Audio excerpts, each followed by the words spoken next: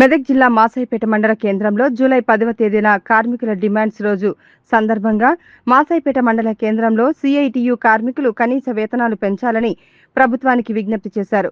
ఈ సందర్భంగా వారు మాట్లాడుతూ ప్రస్తుతం చాలని వేతనాలతో జీవనం సాగిస్తున్న పారిశుద్ధ్య కార్మికులకు ప్రభుత్వం వెంటనే స్పందించి కార్మికులందరికీ కనీస వేతనం 26,000 రూపాయలు ఇవ్వాలని డిమాండ్ చేశారు. అలాగే సమాన పనికి సమాన వేతనం ఇవ్వాలని, కాంట్రాక్ట్ అవుట్సోర్సింగ్ సిబ్బందికి ఉద్యోగ భద్రత కల్పించాలని, 73 షెడ్యూల్డ్ పరిశ్రమల జీవోలను సవరించి పెరుగుతున్న ధరలకు అనుగుణంగా వేతనాలు పెంచాలని డిమాండ్ చేశారు. ఈ కార్యక్రమంలో మాసాయిపేట మండలం సిఐటియు మాసాయిపేట మండలం అధ్యక్షులు నాగరాజు, ఉపాధ్యక్షులు కిషన్, నరసింహులు, శివ, కుమార్, యాదగిరి, మంజుల, రామమ్మ పాల్గొన్నారు.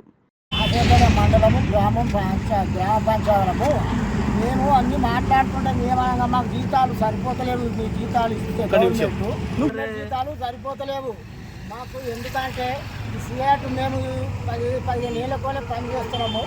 మాకు ఒక 26,000 మాకు పైసలు మన వేతనాలు పెంచాలని మేము ఈ గ్రామ పంచాయతీలము మాట్లాడుతున్నాము. మాసేపేట మండలం కూడా మాసేపేట కూడా మాకు ఏమీ లాభం చేయలేదు. మాకు ఏమీ కూడా చేయలేదు. మాకు మళ్ళా మున్సిపాలిటీ కూడా వాళ్ళకి చెప్పుకునే జీతాలు మాకు తక్కువ ఉన్నాయి. మేము కూడా కరెక్ట్ చేస్తలేమో వాళ్ళ లెక్క.